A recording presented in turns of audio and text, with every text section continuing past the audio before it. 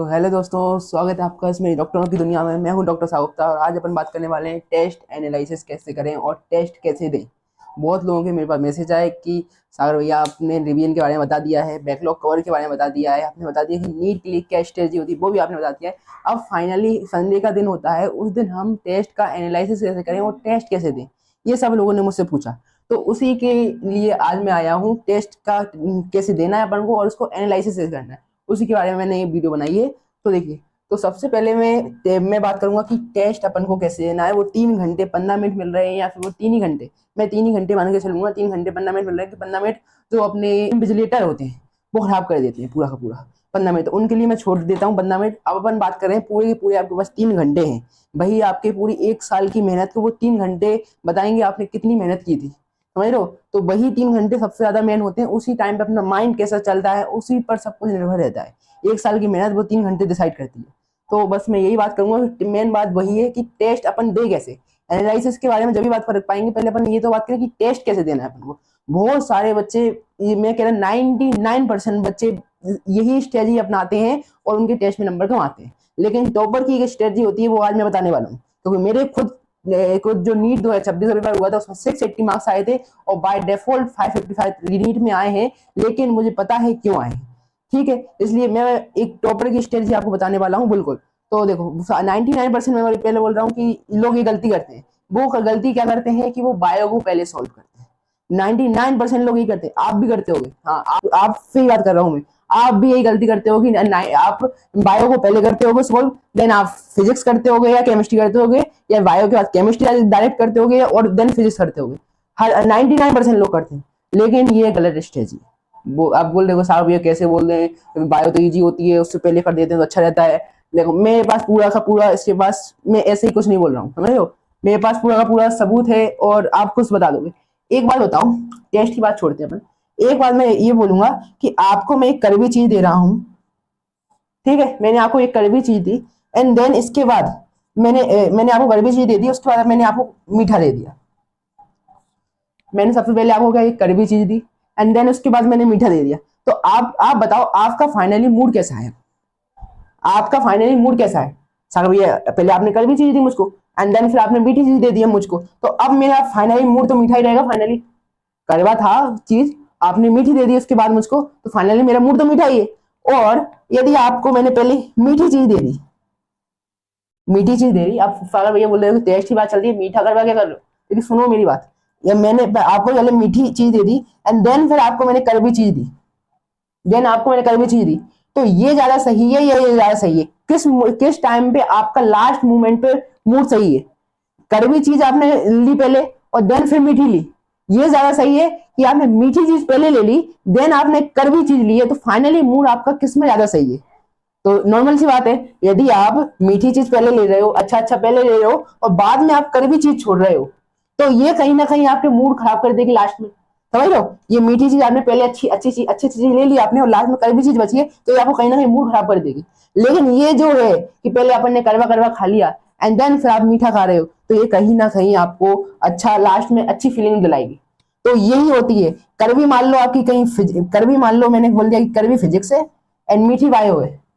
यदि आप पहले फिजिक्स को सॉल्व कर लेते हो तो देन फिर लास्ट टाइम पे बायो बचेगी, जो कि बहुत इजी होती है। हर किसी स्टूडेंट के 99% लोग होते हैं उनको बायो इजी लगती है, तो उनके लिए लास्ट में बायो बचेगी, जिसमें ना कोई ज्यादा दिमाग लगाने की आवश्यकता होगी ना कुछ। पहले आप जो कड़वी चीज है उसको खा लोगे, देन आप मीठी चीज खाओगे तो आपको अच्छा लगेगा।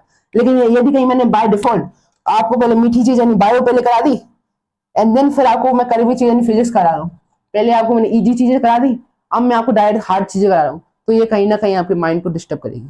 इसलिए पहले हर कोई टॉपर, जो भी किसी भी टॉपर से आप बात करोगे, वो सबसे पहले फिजिक्स ही करता है, क्योंकि फिजिक्स थोड़ा टफ होता है। इसलिए पहले आप फिजिक्स कर लोगे तो आपका दिमाग उसके हिसाब से सुटेबल हो जाएगा एंड देन फिर आप इजी, तो आप फ्री माइंड में भी कर सकते हो, इसलिए फिर आप बायो करो। तो मेरी स्ट्रेटजी यही रहती थी कि मैं सबसे पहले फिजिक्स करता था, then chemistry and then bio.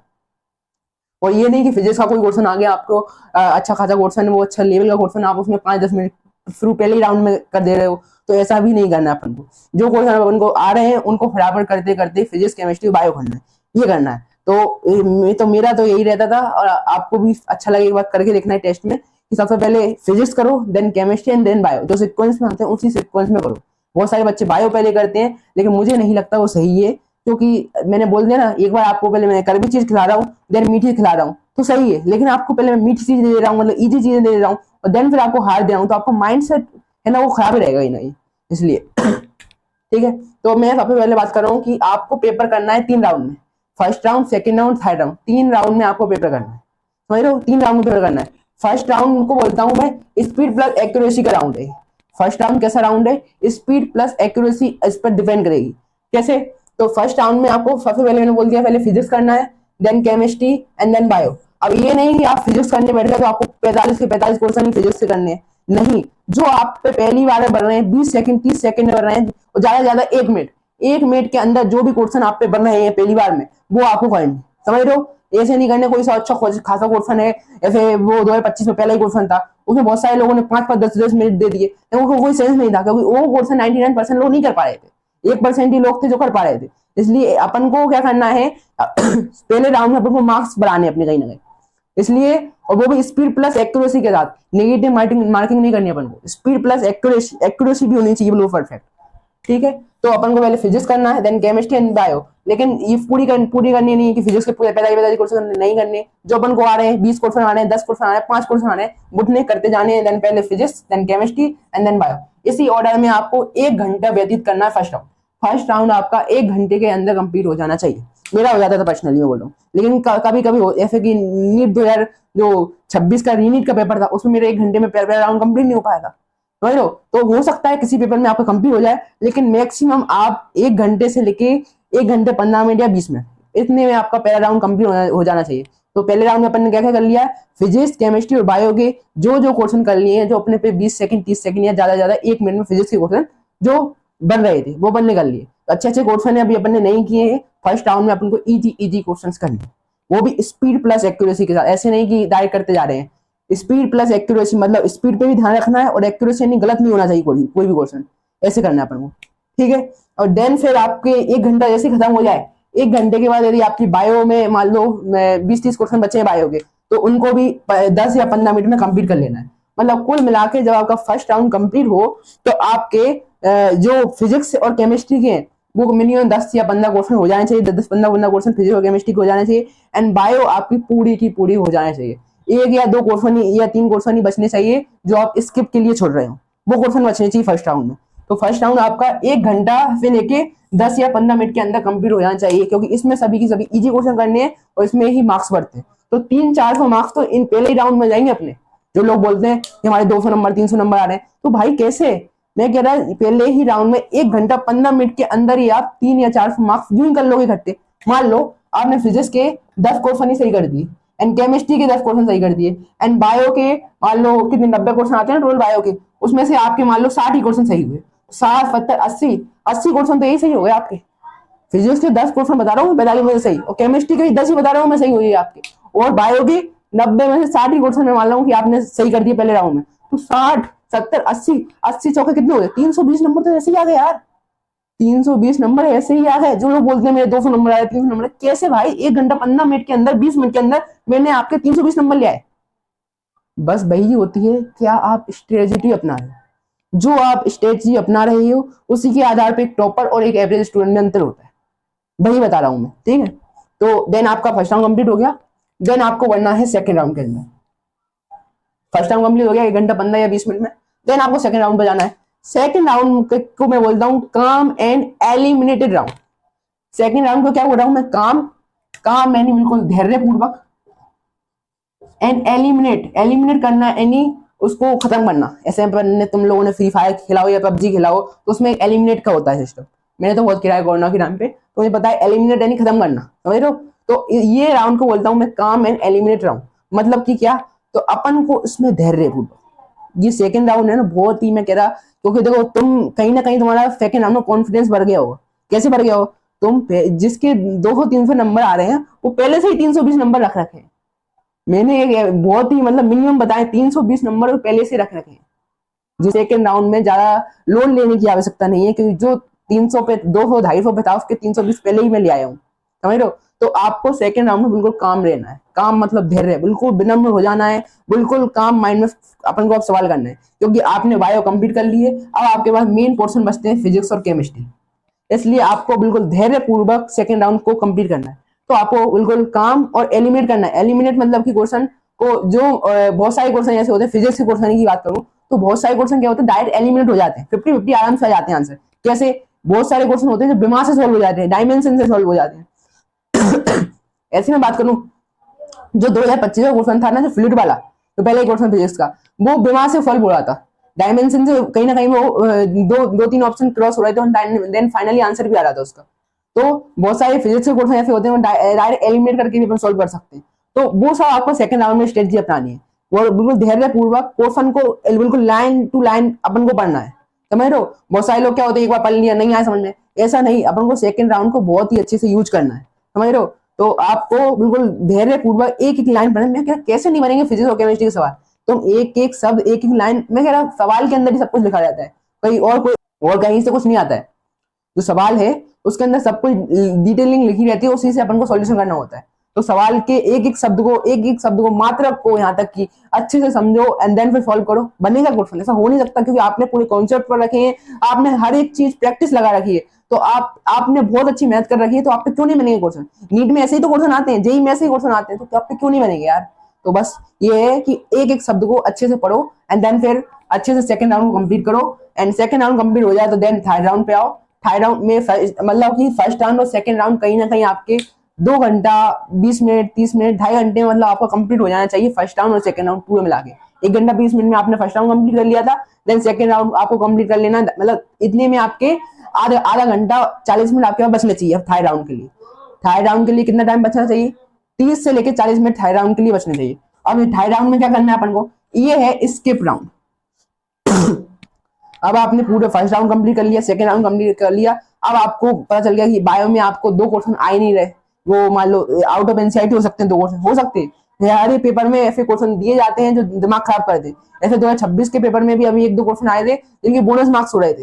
REET के पेपर में अभी 1-2 क्वेश्चन ऐसे भी थे जिनके बोनस मार्क्स दे रहे थे, तो वो ओनली टाइम खराब करने के लिए आते हैं अपने। ऐसे ही प्रत्येक टेस्ट में 1-2 क्वेश्चन ऐसे हो भी सकते हैं जो गलत ही हो, मतलब किसी के 2 आंसर हो, किसी ने आंसर ही नहीं दिया हो उसका, तो ऐसे हो सकते हैं। इसलिए उनका एकमात्र इलाज है कि उनको स्किप कर दिया जाए। तो थायराइड राउंड में आपको जो 30 मिनट या मैक्सिमम 40 मिनट का ये थायराइड राउंड रहेगा, इसमें आपको क्या करना है, स्किप करना है। आपको बायो के क्वेश्चन स्किप करने हैं, ये जो आउट ऑफ एनसीईआरटी है उनको करने का कोई भी मतलब नहीं है, तो उनको स्किप कर देना है अपन को, ठीक है। उसमें ज्यादा अपन को दिमाग नहीं लगाना है, जो आउट ऑफ एनसीईआरटी है उसको अपन को करना नहीं आता है तो आता है तो कर लीजिए, उनको नहीं आता तो स्किप करना है अपन को। एंड देन फिर जो फिजिक्स और केमिस्ट्री में जो भी अच्छे क्वेश्चन है जो आप नहीं बन रहे हैं, अपन को तुक्का नहीं लगाना है। नीट के एग्जाम में माइनस मार्किंग होती है, इसलिए बहुत सारे बच्चे सोचते हैं कि क्या हो रहा, तुक्का लगा देते हैं, 50-50 हो जाते हैं। बहुत सारे बच्चे क्या होते हैं, कंफ्यूज रहते हैं 50-50 में, फिर भी वो लगा देते हैं। एक बार आपने 50, एक बार सोचना, आपके पास 50-50 हो गए कि इनमें से ही आंसर है दोनों में से, लेकिन ये बताइए आज आपने 50-50 कर लिया, तो जरूरी है कि अगली बार भी आपका 50-50 सही हो जाए। इस बार आपका मान लो सही हो गया गलती से, लेकिन अगली बार भी सही हो जाए ये जरूरी नहीं है। इसलिए कॉन्सेप्ट समझने पर ध्यान दीजिए एंड देन करिए। इसलिए आपको तुक्का नहीं मानना है नीट के एग्जाम की माइनस मार्किंग, इसलिए तुक्का कोई सोचना भी मत मानने का, ठीक है। देन फाइनल करना है। अब फाइनली आपने सब कुछ कर लिया है जो क्वेश्चन फर्स्ट राउंड में। और एक बात मैं कहना चाहूंगा कि फर्स्ट राउंड में वही क्वेश्चन कीजिए जो आपको आ रहे हो, जल्दी आ रहे हो, स्पीड से आ रहे हो, समझ, स्पीड प्लस एक्यूरेसी, तो जल्दी आ रहे हो, ठीक है। ऐसा क्वेश्चन नहीं करना कि आपको आ ही नहीं रहा और जबरदस्ती फर्स्ट राउंड में कर रहे हो। तो फर्स्ट राउंड में जो आपको आ रहे हैं वही क्वेश्चन करने हैं, ठीक है, क्योंकि आपको फास्ट करना है, क्योंकि इसमें निगेटिव मार्किंग नहीं होनी चाहिए। पहले राउंड में बिल्कुल भी निगेटिव मार्किंग नहीं होनी चाहिए। पहले राउंड को मैं बोलता हूँ कि ये स्पीड प्लस एक्यूरेसी का राउंड है, इसमें 0 negative marking. And second round में आपकी नेगेटिव मार्किंग हो सकती है, उससे अपन को बचना है, ठीक है। एंड देन थर्ड राउंड में तो आपको स्किप करना है क्वेश्चन, जो नहीं आ रहे उन पर ज्यादा दिमाग नहीं लगाना है, स्किप करना है, समझ रहे हो। टाइम बचा है अपने पास तो सोचते रहो, लेकिन टाइम नहीं है तो इसको स्किप कर दो जो क्वेश्चन है, ठीक है। देन मैं बात करूंगा टेस्ट एनालिसिस पे। देन बात किस पे अपनी, टेस्ट एनालिसिस कैसे करें, ठीक है। टेस्ट एनालिसिस कैसे करें, तो देखो टेस्ट एनालिसिस के लिए आपने टेस्ट दे दिया, मतलब आज ही संडे था, आज आपका टेस्ट हो चुका है। अब सेकंड दिन तो पहले अपन को आज तो मार्क्स पता चल जाएंगे, लेकिन उसका जो उसका सॉल्यूशन होता है वो तो अपन को अगले दिन पता चलता है। मेरे ख्याल से सुबह 7:30 बजे पता चल जाता है उसका, मतलब क्या रैंक आई है, क्या अपनी क्या क्या अपन एनालिसिस कर सकते हैं कहीं ना कहीं अगले दिन। तो उस दिन अगले दिन एनालिसिस कीजिए और 3 स्टेप में एनालिसिस कीजिए। एक तो आपके जो रॉन्ग क्वेश्चन है उनको अलग कर लीजिए, जो एक बुकमार्क के क्वेश्चन और एक स्किप, 3 टाइप में आपको एनालाइज करना है। सबसे पहले जो आपने गलत कर दिया क्वेश्चन, मेन बात तो यही है कि रॉन्ग क्वेश्चन अपनी कम से कम करने की कोशिश कीजिए, क्योंकि ये नेगेटिव मार्किंग पे कहीं ना कहीं असर डालते हैं।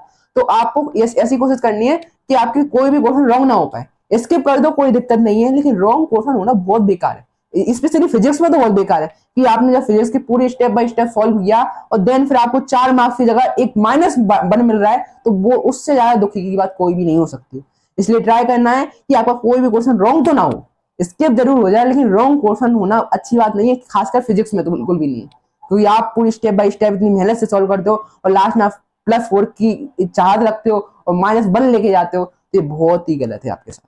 इसलिए रॉन्ग क्वेश्चन तो आप देखिए क्यों हुआ है रॉन्ग, क्यों हुआ है रॉन्ग, आपको उनको पता करना है कि आपने जो क्वेश्चन किया है आपने करने की कोशिश की एंड देन फिर रॉन्ग क्यों हो गया, उसको आपको जानने जड़ तक जानना है आपको क्यों हुआ। क्या वो सिली क्वेश्चन था, आपने सिली की कोई मिस्टेक हुई, स्टेप में कोई गलती कर दी फिजिक्स में, या फिर या फिर वो कॉन्सेप्ट न्यू था, आप कोई पुराना कॉन्सेप्ट लगा रहे थे और वो कहीं न्यू कॉन्सेप्ट था, तो उसको जो देखना है और जो भी आपको वजह लगे उसको एक कॉपी में जरूर लिखना है।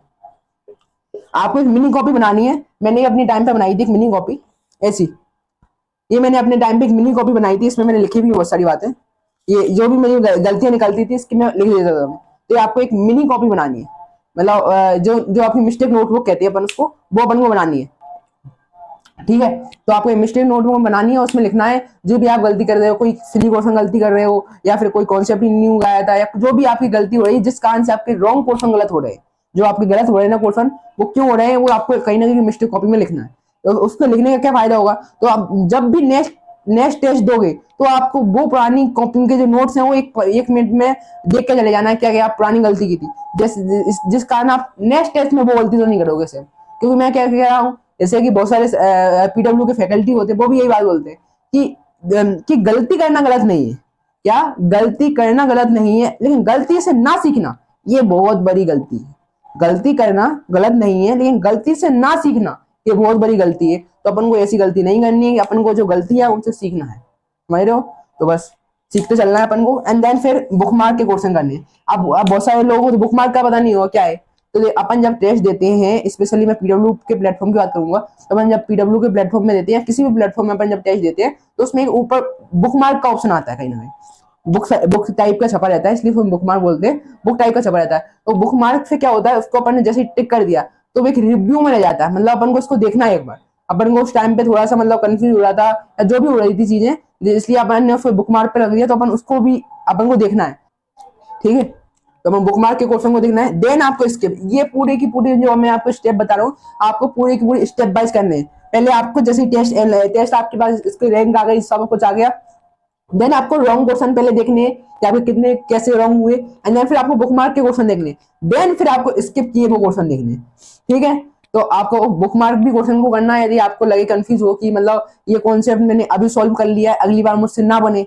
ऐसे ही बहुत सारे क्वेश्चन होते हैं फिजिक्स के स्पेशली होते हैं कि जो लगता है अपन को एक बार अपन पे सॉल्व हो गया, देन अगली बार अपन नहीं कर पाए। ऐसे बहुत सारे क्वेश्चन होते हैं कि अपन को लगता है इस बार तो मैंने इस विधि से सॉल्व कर लिया, अगली बार मुझे विधि याद नहीं आई, तो उनको बुक मार्क कर लिया करो क्वेश्चन, एंड देन फिर उनको एक बार टेस्ट देने के बाद उसको एनालिसिस के समय एक बार उन क्वेश्चन को सॉल्व करने की कोशिश किया करो घर पे।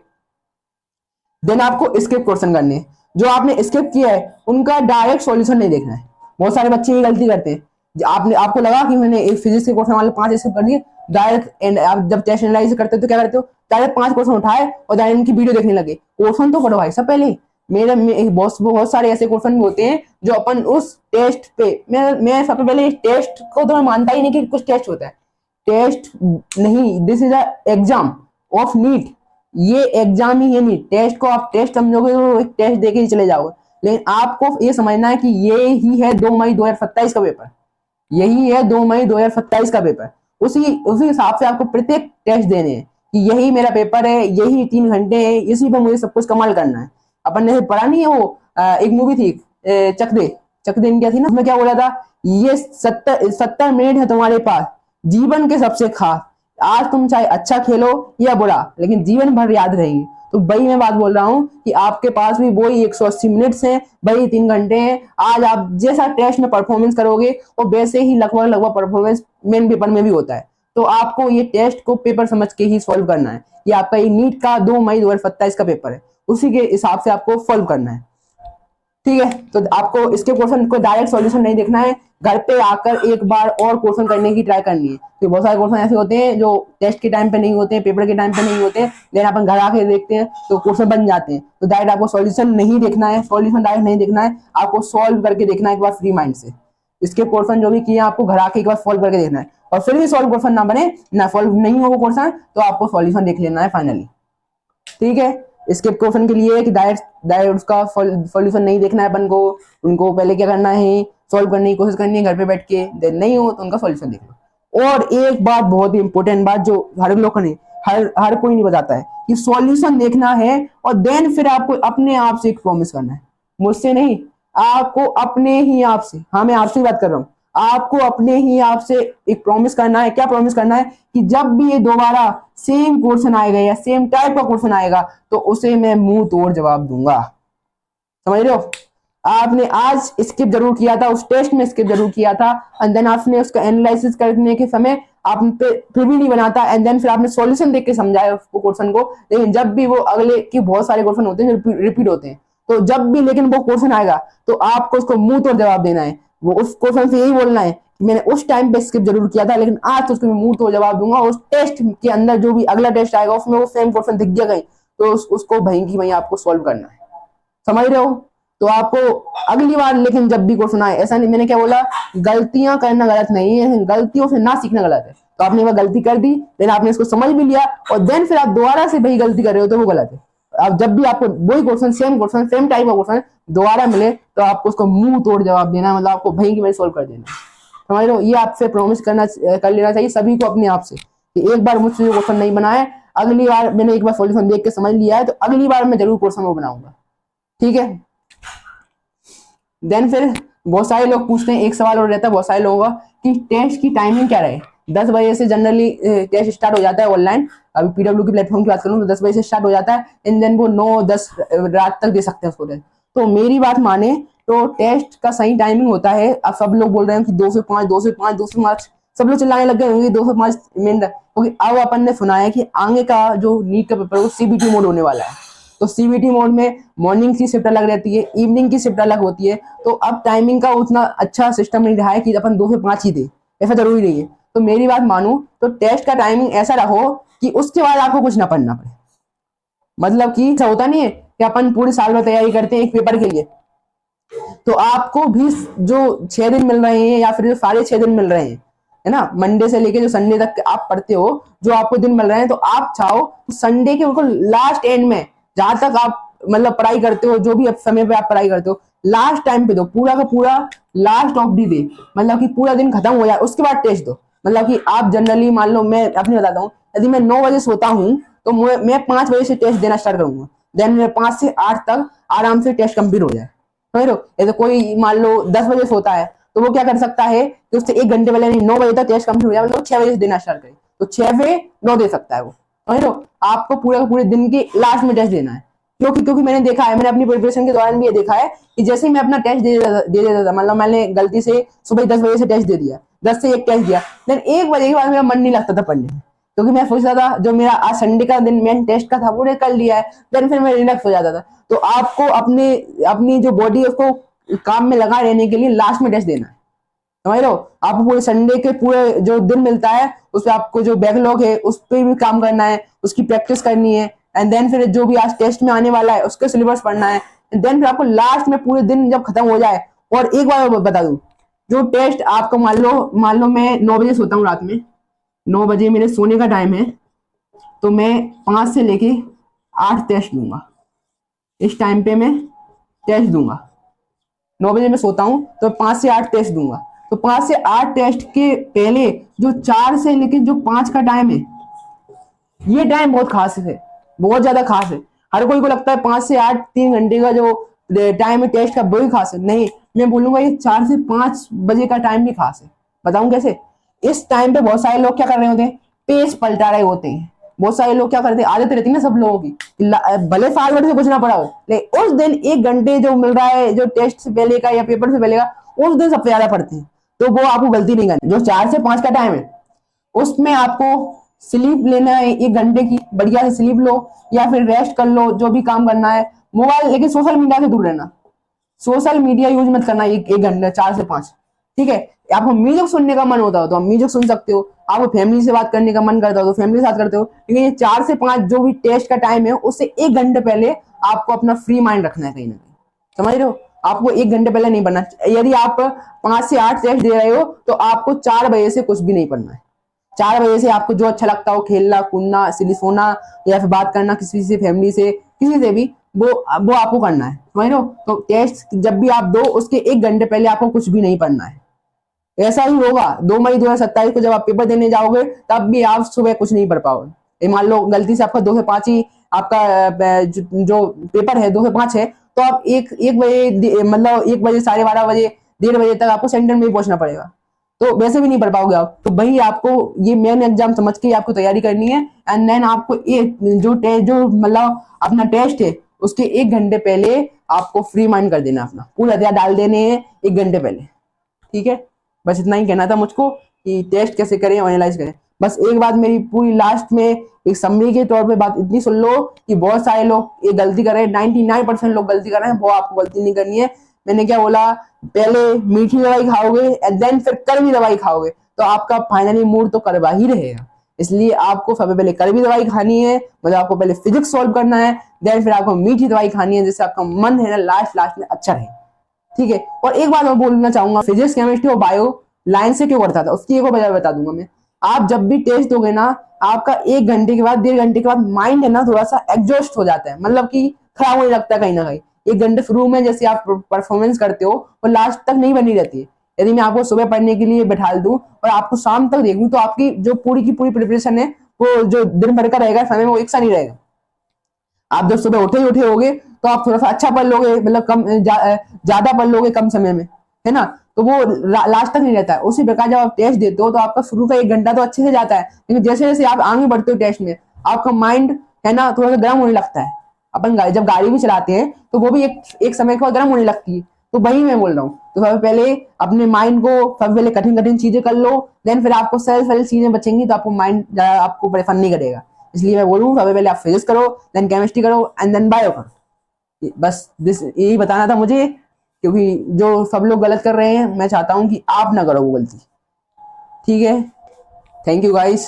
बस जो आपने मुझ पे प्रेम बताया है, जो आपने 143 दिया है मुझको, मैं उसको, जो आपका गाइडेंस है उसमें पूरा का पूरा अप्लाई करूंगा। जितने जितना आपने मुझे 143 दिया है मैं उसको इतनी गाइडेंस दूंगा आपको कि आप हिंदी मीडियम से, अभी तक मेरे ख्याल से टॉप 100 में हिंदी मीडियम से तो रैंक नहीं आई है। जो प्लेटफॉर्म पे मैं था उस प्लेटफॉर्म पे तो नहीं आई है हिंदी मीडियम से। तो मेरी बस यही एक इच्छा है कि मैं भी, आप जब स्टेज पर हो तो मैं भी स्टेज के पर आपके लिए तालियां बजा रहा हूँ कि आप, जो मेरा सपना था वो आप लोगों ने पूरा कर दिया। क्योंकि मेरा भी सपना था कहीं ना कहीं एआई बन लाने का, लेकिन वो किसी कारणवश पूरा नहीं हुआ। लेकिन मुझे विश्वास है कि आप लोग वो मेरा सपना पूरा करोगे कहीं ना कहीं। तो बस मेरा यही है। इसलिए मैं आपको, नहीं तो कोई नहीं करता यार, कितने कितने ही, मतलब अभी भी हिंदी मीडियम में बहुत लोगों की अच्छी रैंक आई होगी, सब कुछ आया होगा, लेकिन कोई आपको गाइडेंस का काम स्टार्ट नहीं कर रहा है। क्योंकि मैंने क्यों किया? क्योंकि मेरा पर्सनली मन था कि जो मुझे टॉप 100 में रैंक लानी है। लेकिन वो जानते हैं ना कि आप जो इंग्लिश मीडियम की जिसकी भी रैंक आती है वो कहाँ से कहाँ तक फंगस करता है। लेकिन अपन भाई निगेटिव से आते हैं, अपन जीरो पे नहीं, अपन नेगेटिव से आते हैं। वहां से उठकर आप अपन यहाँ तक सिलेक्शन भी हो रहा है ना अपना, वही बड़ी बात है। समझ रहे हो? लेकिन अपन को अब, अपन वो उठ चुके हैं, हम लोग उठ चुके हैं आपको उठाने के लिए, और अपन को इस बार रैंक लानी है। सिलेक्शन हो चुके हैं बहुत सारे, अपन को रैंक पे काम करना है, टॉप 100 तक लाना है अपन को रैंक। इसलिए बस यही बोलूंगा, आपने जो मुझे 143 दिया है उसको, मैं उसके लिए शुक्रगुजार हूँ। और बस इतना ही आपके लिए मैं बोल सकता हूँ कि आपने जितना मुझे 143 दिया है उसके लिए मैं आपको सही मार्गदर्शन, सही डायरेक्शन, सब कुछ सही सही बता के आपको रैंक तक का सफर तय करवाऊंगा। बस थैंक यू गाइस, आपने बहुत 143 दिया है, आपको भी मेरी तरफ से बहुत बहुत 143। Thank you guys.